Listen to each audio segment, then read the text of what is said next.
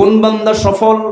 কোরআনকে প্রশ্ন করুন, কোরআন সুন্দর করে জবাব দিচ্ছে। যারা পারেন সুন্দর করে বলুন, قد أفلح من تزكى وذكر اسم ربه فصلى بل تؤثرون الحياة الدنيا والآخرة خير وأبقى إن هذا لفي الصحف الأولى صحف إبراهيم وموسى جربنا الله أكبر سورة الأعلى আল্লাহ রাব্বুল আলামিন সুন্দর করে বলছেন, সফল তো সেই যে তার নফসকে শুদ্ধ করতে পেরেছে, নফসকে শুদ্ধ করতে পেরেছে এবং আল্লাহর জিকির যে ব্যক্তি ভালোভাবে করতে পেরেছে এবং নামাজকে যে কমপ্লিট করতে পেরেছে, তার চাইতে মহা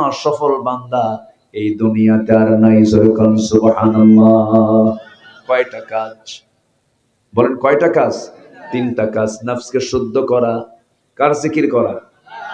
এই জিকিরটা করবেন কেমনে? কাজের মধ্যে, সকল কাজে কার হুকুম মেনে নেওয়া। আর আমার দেশের জিকির কি জানেন? খাজা আছে, আছে এরকম আছে। কত যে দরবার এই এলাকায় নাই, ঠিক আছে, কিন্তু এটার সংখ্যা কিন্তু কম না। আপনি সিলেট যান, চট্টগ্রাম যান, কুমিল্লা, কুষ্টিয়া যান, লালন, আরো কত কি আছে, এরকম বহু দরবারে যান। ওরা গাজাকে বেহেশতের গাছ কয়। গাজা কিসের গাছ? বেহেশতের গাছ বলে, যেটা বেহেশত থেকে নাজিল হয়েছে। খাজা দিল কর তাজা, ইসমে জালাল, গাজার কলকি খাওয়া হালাল। যেরকম নাউজুবিল্লাহ। সে চেহারাগুলো কি মনে হয় শয়তান দেখতে ওই রকমই। আসরা ওরকম আসরা চেহারা। সে মোষগুলো কি, সে মোষের বাহারি ভাব দেখে সাদা মোষ লাল টকটকা, এত টানা জীবনে টানছে। কলকিও বিরক্ত। কলকি কয় জুলুম তো হয়, এত জুলুম হয় নাকি জিনিস, এত খাওয়া খাইছে জীবনে। তো এই যে বদমাইশি ভণ্ডামি গুলোর নামে, জিকিরের নামে যে বদমাইশি গুলো হয়, এটার নাম জিকির নয়। জিকির মূলত হচ্ছে আল্লাহর হুকুমকে আল্লাহর ভয়ে, জাহান্নামের ভয়ে নিজের জীবনে বাস্তবায়ন করা কি জিকির বলা হয়। জিকিরের অনেক ব্যাখ্যা আছে, যেরকম নামাজটাও জিকির। নামাজটাও কি জিকির। কোরআন তেলাওয়াত করাটাও কি? ইন হুয়া ইল্লা যিকরুল লিল আলামিন। এটা হচ্ছে আমার রবের পক্ষ থেকে একটা জিকির। যেরকম সুবহানাল্লাহ। তো জিকির মানে হচ্ছে ব্যবসায় আল্লাহর নাম স্মরণ করা, এটাও একটা জিকির। ফাইদা কুদিয়াতিস সালাহ ফান্তাশিরু ফিল আরদি ওয়াবতাগু মিন ফাদলিল্লাহ ওয়াযকুরুল্লাহা কাসীরা। অর্থাৎ ব্যবসা বাণিজ্য, চাকরি বাকরি, লেনদেন, এগুলো করতে গেলে তোমরা সেই সময় আল্লাহর নামটা আরো বেশি করে নাও। একটা মানুষের ইমানের পরীক্ষা কিন্তু চেক কিন্তু মসজিদে হয় না। একটা বান্দার ইমানের চেক কিন্তু মসজিদে হয় না। তার চেক হয় হলো বাজারে, তার লেনদেনটা কেমন। তার চেক হয় হলো ছাত্র জীবনে, তার ক্যাম্পাসে সে 3-4টা নোংরামি করে কিনা। কি কথা কি বুঝতেছেন আপনি?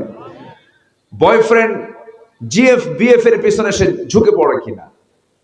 তো ইমান চেকের জায়গা হলো ক্যাম্পাস, ময়দান, লেনদেন, ব্যবসার প্ল্যাটফর্মে। ইমানের চেক মসজিদ নয়।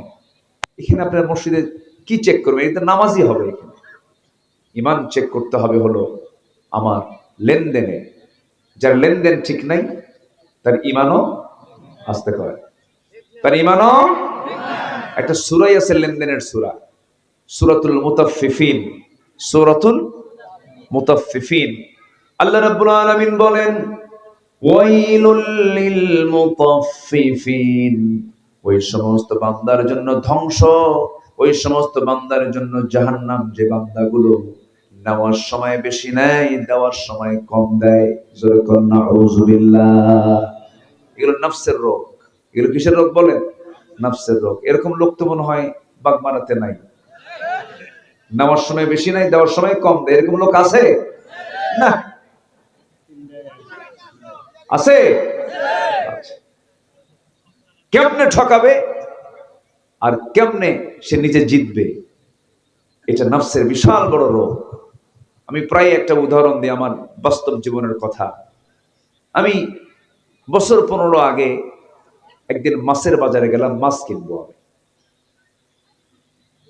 তো মাছ কিনতে গেলাম, ভিতরে ঢুকছে, ভিতরে ঢোকা মাত্রই মাছ এক বিক্রেতা দূর থেকে আমাকে দেখে লম্বা একটা সালাম দিল, জোরে সালাম দিল। লম্বা সালামের জবাব আমি লম্বা করে দিলাম। আমি কাছাকাছি গেলাম, বলতেছি হুজুর আমি আপনার খুব ভক্ত, আপনার ওয়াজ শুনি। আচ্ছা, ভালো কথা, আলহামদুলিল্লাহ। আমি বললাম আপনি আমার জন্য দোয়া করবেন। হুজুর আপনি আমার জন্য দোয়া করবেন। দোয়া বিনিময় হয়ে গেল। এবার বললাম ভাই আমার তো মাছ নিতে হবে। হুজুর নেন। খুব জোরাজোরি করতেছে না, তো মাছ আমি তার থেকে নিলাম। তো ওজন করতে নিয়ে দেখি সে ওই যে আগে তো পাল্লায় ওজন করতো, এক পাশে বাটখারা আর এক পাশে হলো পণ্য। তো দেখি যে বাটখারার সাইডের চাইতে যেদিকে মাছ, এটার ওজনটাই বেশি, একদম মাটির সঙ্গে লেগে যাচ্ছে, ওটা উঠে যাচ্ছে। এত কম বেশি সে করে আমাকে মাছ বেশি বেশি করে দিচ্ছে। বললাম ভাই এরকম কেন, এটা আবার কোন মাপ দিলেন আপনি? এত বেশি মানুষ দেয় নাকি? আমাকে বেশি দিয়েন না, আপনি আমাকে সঠিক মাপটা দেন, আমি খুশি হব। না হুজুর, দোয়ার জন্য বেশি দিচ্ছি। কাছের দেন। আমি কিচ্ছু বললাম না, বারবার বলেও যখন হলো না, উনি আমাকে বেশিই দিলেন। তো পরে ভাবলাম বেচারা এরকম করে ক্ষতিগ্রস্ত হবে, লস হবে, এত বেশি দিলে কেটে নেওয়া যায়। আচ্ছা দিলই যখন, দেখি আমি কিছু হাদিয়া দিয়ে আমি তাকে ধন্য করতে পারি কিনা, এরকম একটা চিন্তা মাথায় আসলো। জন্মদিন আসলে আমি তাকে কিছু দেওয়ার চেষ্টা করব, কারণ কেউ কিছু দিলে তো দেওয়া দরকার, ঠিক ঠিক কিনা বলেন? এতে এতে মোহাব্বত কমে না বাড়ে? তাহাদু তাহাব্বু, হাদিয়া দাও, ভালোবাসা মজবুত হবে। বউ আপনার ঠিক আছে, বউ আপনাকে ভালোবাসে, তাও ঠিক আছে। ঈদের দিন আপনি তার জন্য স্পেশালি একটা গিফট আইটেম তার সামনে হাজির করে বললেন আমি তোমাকে খুব ভালোবাসি, দেখবেন ভালোবাসা কমবে না বাড়বে? বাড়বে। যে কইছে জোরে ঠিক, ও বিয়েই করে নাই। আচ্ছা, তো আমি এরপরে ভাবলাম দেখি তো মাস্টার সে আমাকে দিল কতটুকু বেশি দিল, এটা আমি অন্য জায়গায় গিয়ে একটু যাচাই বাছাই করলাম। মাপ দিয়ে দেখি 250 গ্রাম নাই। তো ভাবলাম এ যদি হয় মাটিতে ঠেকে, পাল্লা মাটিতে ঠেকার পরে যদি দেখি 250 গ্রাম সমান হলে কি হতো? কি কথা, কি বুঝতেছেন আমার কথা? এগুলো সব কিসের রোগ বলেন তো? বলেন কিসের রোগ? নফসের রোগ। আজকে আমার ওয়াজই হচ্ছে এই সাবজেক্ট নিয়ে। আমরা এটা ঠিক করার চেষ্টা করব। আমার 47 বসন্ত আমি পার করলাম, আমার বুদ্ধি বয়স আমি দেখি নাই যে তেল নেবার জন্য মোটর সাইকেলের লাইন প্রায় 3 মাইল লম্বা হয়, ঠিক কিনা? মনে হয় এদিকে মনে হয় তেল অ্যাভেলেবেল আছে। কেন পার্লামেন্টে তো বলে তো কোনো অভাবই নেই, অ্যাভেলেবেল আছে।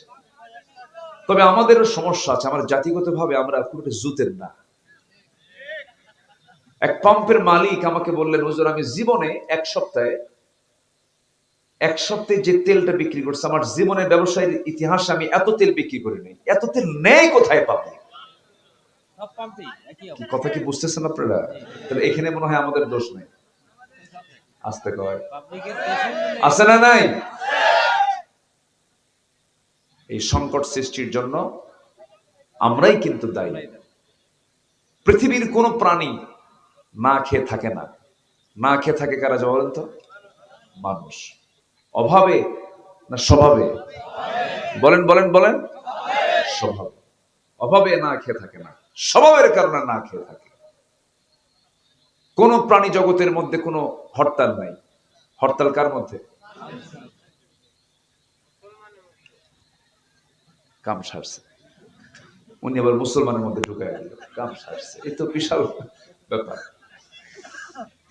আচ্ছা, তাহলে বলুন তো মানুষ পৃথিবীতে বেশি না অন্যান্য প্রাণী বেশি? জলভাগে প্রাণ বেশি না স্থলভাগে প্রাণ বেশি? প্রাণ, জলভাগই বেশি। কত প্রাণী! প্রশান্তের দিকে আপনি তাকান, প্রশান্ত কি ছোটখাটো? অনেক বড়। এই বিশাল হিমালয় প্রশান্তের মাঝখানে ডুবে যাবে, এত গভীর এক মহাসমুদ্র প্রশান্ত। সেই প্রশান্তের মাঝে কত প্রাণী আছে, কোনো হরতাল নাই, কোন স্ট্রাইক নাই, কোন বিক্ষোভ মিছিল নাই, কিচ্ছু নাই, কোন অশান্তি নাই, কোন মারামারি হানাহানি কিচ্ছু নাই। অথচ সেই জলভাগের সবচাইতে বড় প্রাণী নীল তিমি, তার ওজন হলো 120 টন। একটা প্রাণীর ওজন যদি এরকম হয়, ওর খাওয়া মনে হয় কয়েকশোটা। তাহলে টনকে টন ওজন যার দেহের, তার খাবারও লাগে মনকে মন। নীল তিমি তার বাচ্চাকে প্রতিদিন দুধ পান করাই হলো সকাল বিকাল 50 থেকে 60 মন। কোন হরতাল আছে, বিক্ষোভ আছে, শোক আছে, অভাব আছে মানুষের মধ্যে? আসতে এখন আছে না নেই বলেন? আমার বন্ধুগণ, আল্লাহ রাব্বুল আলামিন বলেন, ওয়ামা মিন দাব্বাতিন ফিল আরদি ইল্লা আলাল্লাহি রিজকুহা। জমিনে যত বিচরণশীল প্রাণী আছে, সমস্ত প্রাণী রিজকের দায়িত্ব আমি কারো দায়িত্বে দেই নাই, আমি আল্লাহ নিজে সেই দায়িত্ব নিয়েছি। জোরে বলি সুবহানাল্লাহ। ছোট্ট পাখি বাসা থেকে বের হয় শূন্য পেটে, কিচ্ছু নাই পেটে, তার খাদ্য গুদাম মনে হয় আছে, খাদ্য গুদাম নাই, কোনো টেনশন নাই। সকালবেলা তার নিড থেকে শূন্য পেটে বের হয়, সন্ধ্যায় যখন ফেরে শূন্য পেটে না ভরা পেটে? ভরা পেটে। এবং প্রত্যেকটা পাখি, প্রত্যেকটা প্রাণীর জিকিরটাও শোনো না হয় আল্লাহর জিকির তারা করে, ওয়ালাকিন লা তাফকাহুনা তাসবিহাহুম, তারা যে জিকির করে তাদের ভাষা তোমরা বুঝো না। প্রত্যেকটা প্রাণী কুল্লু কদ আলিমা সালাতাহু ওয়া তাসবিহাহু, তারা আল্লাহর কাছে দোয়া করে, তাদের আল্লাহর তাসবিহ তারা প্রকাশ করে, আল্লাহর জিকির করে। এই জন্য আল্লাহ রাব্বুল আলামিন তাদেরকে এমন রিজিক দান করেন, খাদ্য গুদাম লাগে না। প্রত্যেকটা মুহূর্ত আল্লাহ রাব্বুল আলামিন তাদেরকে 16 আনা রিজিক তাদের হাতে পৌঁছায় দেন। জোরে কোন সুবহানাল্লাহ। কোনো টেনশন তাদের মাঝে নাই। যত টেনশন সব কার? মানুষের। ধরবো কেমনে, মারবো কেমনে, বুঝেন নাই? পুকুর একজনের, দখল আর একজনের। যে সরকার ক্ষমতায়, ওই সরকারের লোকের ওই পুকুর। আচ্ছা, এটা কি বৈধ? না, না, জমির মালিক হতে হবে।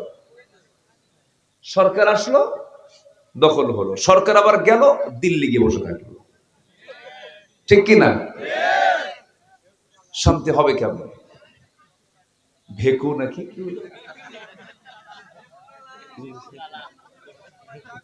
ভেকু মানুষের নাম হয়?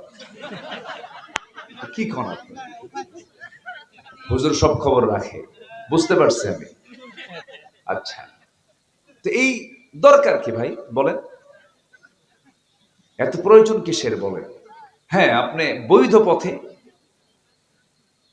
1000 কোটি টাকার মালিক হন, আল্লাহ বাধা দেন, হন, ব্যবসা করেন, বিনিয়োগ করেন, প্রমোটার হন, উদ্যোক্তা হন,